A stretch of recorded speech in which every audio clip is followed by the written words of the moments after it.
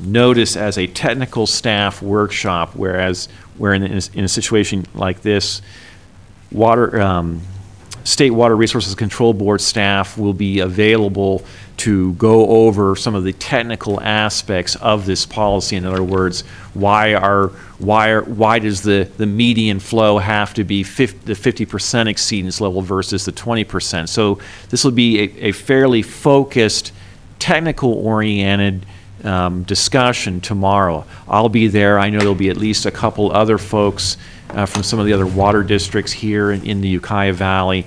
And primarily tomorrow will be one of listening and asking questions, all of them being surrounding very technical issues in terms of hydrology, fisheries biology. As far as a strategy here, and this is also just based on my own experience in the past with these kind of things, I don't see a lot of room in terms of arguing the technical issues here. In other words, that a fish needs the February medium flow versus the March medium flow. I don't think we're going to get real far there. This is a document that has been prepared and then peer reviewed by basically a number of fish biologists and hydrologists of you know, a substantial reputation. Where I do see, in terms of our opportunity and where the county has probably more credibility, is on the land use planning side.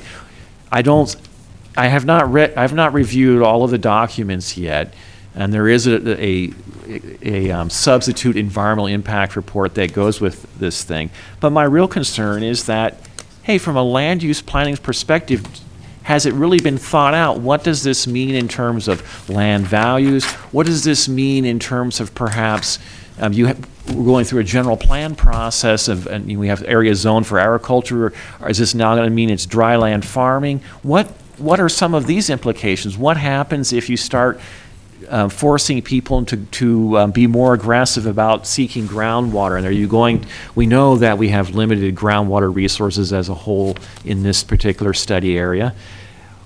What are some of the adverse impacts of that? And so I think because the county has land use planning authority, has a planning department, that's an angle that we should exploit, and I think we will get much more credibility than if we try to hire technical experts in terms of arguing the real specifics about what does a fish need or not need. So tomorrow's workshop is a technical workshop, and we'll be there and we'll listen and we'll take our notes and whatnot. But I think the real issue is going to be for us land use planning, and then secondly, this is a policy. And I think that's where, in terms of a strategy, it's going to be talking to some of the other state elected officials that we have access to, and discussing it from a policy standpoint, not from a technical standpoint, because I do not think we would win the technical war. Okay, additional comments from the board on this item of AB 2121. Supervisor Pinchas. Just, I don't really understand how the state at 3 o'clock in the morning passed this Assembly Bill 2121, which basically passed the law and then basically told the State Water Resources Board to go back and fill in the blanks. I mean, it's, you know, there was no chance, you know, and the law is already passed. Now they're talking about basically how they fill in the blanks. That's the policy. You know, in my opinion, they should have talked about this policy going to, and whether they're going to turn it into a law. Then that would have had the chance for the open public debate, the economic impacts and everything. But for the state assembly to pass this bill 2121 at 3 o'clock in the morning and then told the water board, hey, go back and fill in the blanks, is totally backwards to what democracy in our government's all about.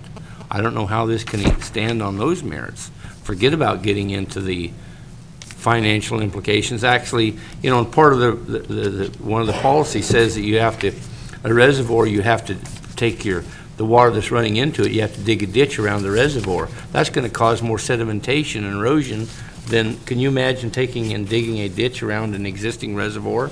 so the water bypasses the reservoir, what that's going to do for erosion, I mean, it's nuts. This is government at its worst, but I don't know how we, attack this, because this is not a small issue. There's thousands of existing reservoirs. We're not talking about dealing with in the future. This is going to affect existing reservoirs. Yeah, thank you. I mean, I meant to bring that point up that there are a number of existing reservoirs that will be impacted, ones that are already built and licensed, in fact, that will be impacted by this policy. So thank you for bringing up that as a very key point here. Again, it is policy, and policymakers make policy, so that's why, as I view this, the strategy is not slugging it out on the technical front, but it is dealing with the policy makers. Well, for my comment, I believe that you need to attend tomorrow's workshop. I need to emphasize you need to be aggressive.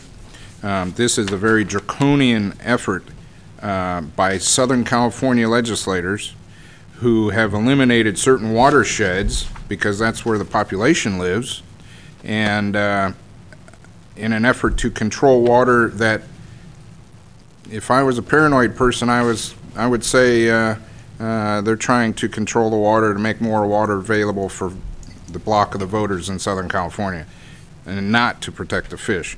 This is a very poorly thought out piece of legislation. It smacks of backroom deals at 3 o'clock in the morning, very poorly discussed, if discussed at all.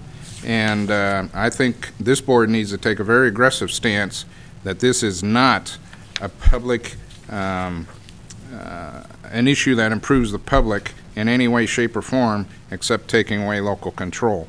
And I, unless directed by this board, will not move from that stance of taking a very aggressive opposition to this type of situation, and will fight it every way I can. So I look for the board for support to do that. And this is just not a very public, transparent piece of legislation. This was a poorly thought out idea by particular interests in Southern California. Supervisor Pinches. Just a further comment, this really puts the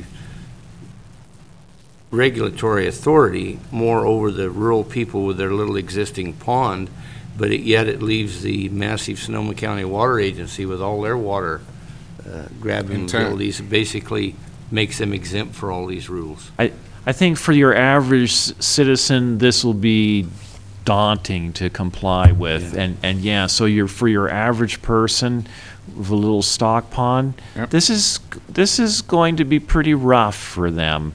And it will be those that are much more sophisticated and can hire the attorneys and pay the consulting fees that will be able to, that may be able to, navigate through this mess. But for your average person, it's not a trivial matter. And of course, as we, most of our development here is in the rural area anyway, and